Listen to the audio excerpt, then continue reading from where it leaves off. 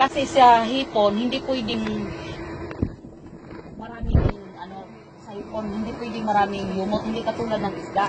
Oh. So ang gagawin ni yumos is talagang ikablong lang yung tubig. So pagkatapos niyan, pero dapat talaga maliit pa lang yung tubig para yung humus natin katama doon sa lupa. So yung mga 1 foot pa lang ang tubig sa lupa. Ilagay natin dito. So ako, tinatapunan ko yung isang pan na yan. Katulad dito, 20 sachet ang tinatapon ko dito. One time yan tayo magtapon. During land preparation. Hindi. I-ano namin, i-scattered. Ang ano namin, bawat paddle well, magtali ka dyan ng sako na kapalood yung humus o sachet. Ang iba naman, isasali dito sa may drain gate banda kasi yung tubig dyan yung malakas patakbo doon. Pero minsan kasi, pag wala kang paddle well, katulad yan, isang paddle well yung nakaandar yan. So mahirapan ka. Paano mo maikot yung buong area. So ang ginawa namin, talagang sacrifice ka, itunaw mo talaga, itapon mo bawat kanto para pag ikot ng paddle well, pag andar ng paddle well, mamix yung tubig. At saka huwag magtapon pag maraming tubig kasi parang hindi apektado sa lupa. Ang pinaka-importante kasi dito, yung humus natin is dadapo sa lupa para magiging ang humus kasi is conditioner yan eh. Correct. May conditions, sa tingin ko talaga kasi yung pH yan napakaganda. Lilinisin ko niya yung tubig mo na marumi. Kaya sa tingin ko, ang humus hindi lang talaga maganda para sa mga tanim. Maganda din talaga pang pabloom ng yung katulad dito, bloom na bloom yung ano niya. Ito yung kulay na gustong-gustong hipon. Di ba yung tubig, pag tingnan yung tubig na yan, di ba puti, malinis. Di ba pag tingnan mo, ayaw ni balami, ayaw ni hipon, ayaw ni bangos, ng ganung kulay. Ang gusto kasi nila, yung ganito. Yung ganito kulay. O, di ba? Oo. Yung gusto nila, may brownish, may greenish. Yan ang gusto ng isda at saka ng hipon.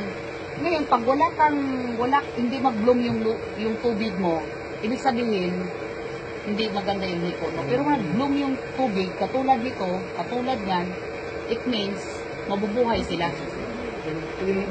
Ayan ang gusto nila. Hindi sila, kasi, di ba, sensitibo sila masyado sa maliwanag? Oh. Kaya ayaw nila. Pag dito kasi, yung madilim-dilim yung tubig, yan ang gusto nila.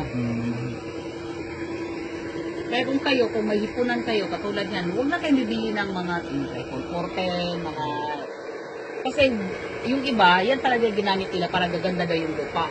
Sa atin, ang gamitin natin is humus. Ang triple 14 kasi, pang ano din yun pang CD. Maliban sa CD, titigas talaga yung lupa mo pag CD mo gamit. Diba? Sige daro, garon ka rin, pabalik-balik. So kung gamitan mo yan ng sa observation ko sa humus, hindi kami, mula nang gumamit pa kami ng humus, hindi na kami nag-aabono. Wala nang abono. Wala na. So nung nag-aabono kayo dati, Ma'am Cecil, mga ilang sako na naggamit kasi ganun kalaki? Mga palagay natin, mga 3 sako. 3 sako? Oo. 3 sako o 6 na sako. Parang ganun. Tapos ngayon naman, kasi nung ito, wala na, humus na.